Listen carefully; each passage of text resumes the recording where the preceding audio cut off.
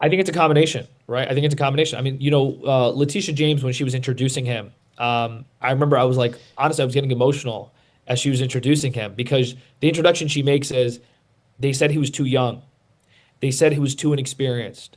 They said that he didn't have the right name. And now I'm introducing to you the Democratic nominee for mayor of New York City. Wow. And I think about that, and it's like, look, subhanAllah, 20 years ago, right? Like post 9/11, could you imagine New York City having a Muslim mayor? No, it's unimaginable. Unimaginable, right?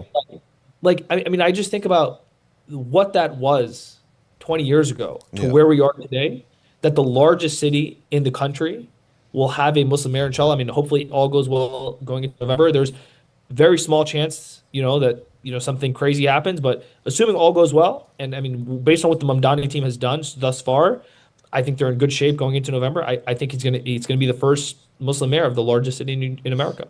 I think you could also say the two largest cities in the hemisphere, London and New York, because Right. London has Sadiq Khan. Sadiq Khan, who is of a Muslim background, Pakistani Muslim, and Mamdani is an East African, originally Indian. Yes, East African, originally Indian. Yeah. Yeah, why don't you actually tell our viewers a little bit about his background? Yeah, so his family is actually Gujarati Indians, which is very uncommon. Were forced to move, sort of relocated to Uganda, Hmm. and that's where Mamdani was born. And it's fascinating. His parents sort of meet because his mom is like a film producer. His father sort of like learns about this film. His parents meet. I mean, it's his background. I think is fascinating because it's also. I made this tweet today. And I heard this during our watch party. Republicans. If you think about what they used to say about Obama, right? Hmm. They're like Obama is not born in America, right? He was born in Africa. Obama's a socialist. Obama's a Muslim. Yeah, Literally, Mamdani is a Muslim socialist who was born in Africa yeah, and is now actually the mayor of New York City. I just think it's incredible that like what they thought Obama was, this man yeah. is actually, Actually and is. he won this race. Yeah. Which means that mayor is going to be the ceiling for him because he can't be a governor or a president or senator or congressman, correct? So he can do everything up to president. So he could be the senator of New York City one day. I Okay, mean, of just New can't York. be president. He can't be the president. Yeah. Okay, can't be president, and of course can't be vice president. Right. All right, so all right, tell us more about him. What did he study? How old is he? So he's 33 years old. Okay. I don't remember what he did his undergraduate in, but he went to Bowdoin College, and then he started working campaigns. So Ali Najmi, who spoke very briefly at the event last night, Hmm. um, you know, that's where he sort of got his start. He worked for this guy who was running for city council, Hmm. and and they've called this like a 10-year project, right? That for 10 years, Mamdani has sort of been in political organizing, in progressive campaigns, working towards building towards this bigger project. And the 10-year project ends with him being at the top, the king of New York City right now. And tell me something.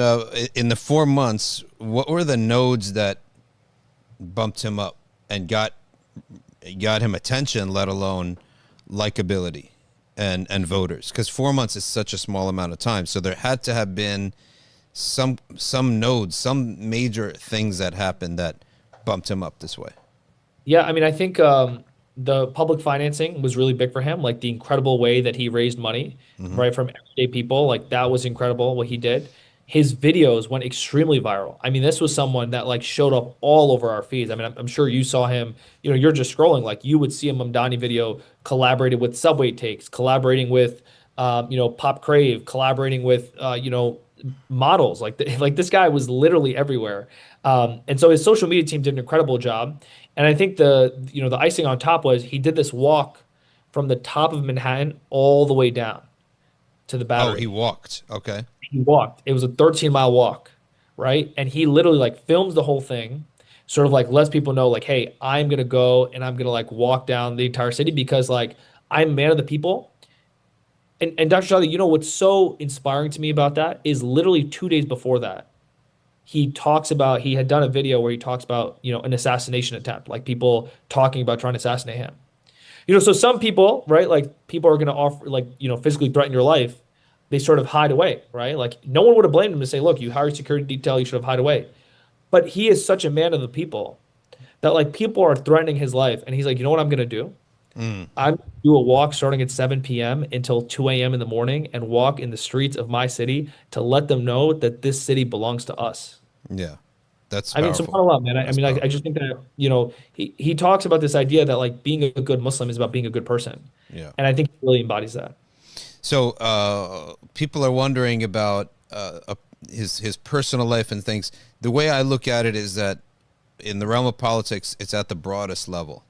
That just to have somebody of an ethnic background with a Muslim name is going to be beneficial to regular Muslims. The world is going to see that these people have a place here, and that's my view of it. That's how I look at it. So I don't penetrate any more than that, and I don't expect any more than that, because some people in our chat are asking like, what are his Islamic positions? So my view of it is this: that I just look at it that you don't want to feel like an outsider in the country that you live in.